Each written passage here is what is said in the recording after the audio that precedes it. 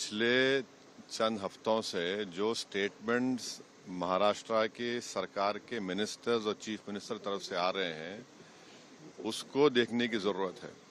और सबसे बड़ा प्रोवोकेशन तो वो सत्ता में है, गवर्नमेंट में है, और गवर्नमेंट प्रोवोकेटिव स्टेटमेंट्स दे रही है।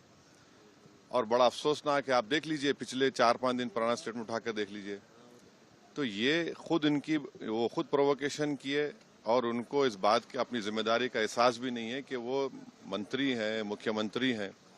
और दूसरी बात यह है कि आपने कई तस्वीर किसी बादशाह के बनाकर जलाए पूरे महाराष्ट्र में, कोई रिएक्शन नहीं हुआ, तो आपको तकलीफ हो गई।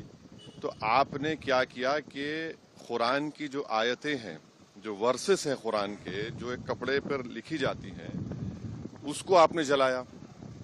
और जब ये हरकत हो रही थी तो उसी वक्त जाकर मुकामी वहाँ के जो मुसलमान और हिंदू लोग थे, जाकर कंप्लेन किए डीसीपी को कि इसको रुकवाइए। देखिए ये जो कपड़ा है जिसपे कुरान करीम के आयतें लिखी हैं, वर्सेस लिखी है, मत करिए। जलाया गया, एक्शन नहीं लिए। उसके बाद शाम में ये सब चीजें हुई। मैं उसका कंडेम करता हूँ वायलेंस का, मगर इसको टोटल देखिए आप कि जो स्टेटमेंट्स एमिनेट हुए हैं, जो स्टेटमेंट दिए गए हैं मिनिस्टर्स की तरफ से, अभी भी दिए जा रहे हैं। भाई आप रूल ऑफ लॉ को फॉलो करिए ना। आप तो भारत के संविधान पर आपने ओथ लिया है, तो आप कैसे प्रोवोकेटिव स्टेटमेंट्स क्यों दे रहे हैं आप?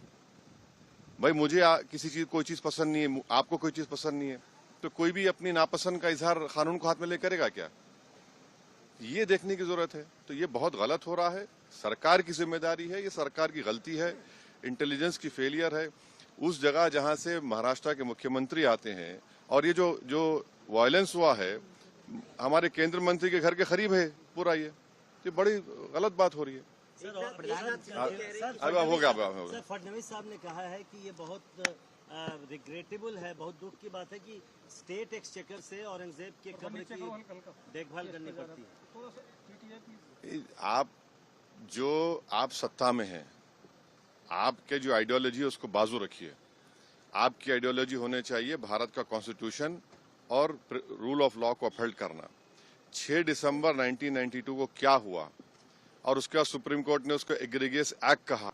तो आप देख लीजिए, हुकूमत आपकी है, मंत्री आप हैं, रूल ऑफ लॉ आपको फॉलो करना है, और आपको कॉन्स्टिट्यूशन के लिहाज से अपनी हुकूमत चलाना है।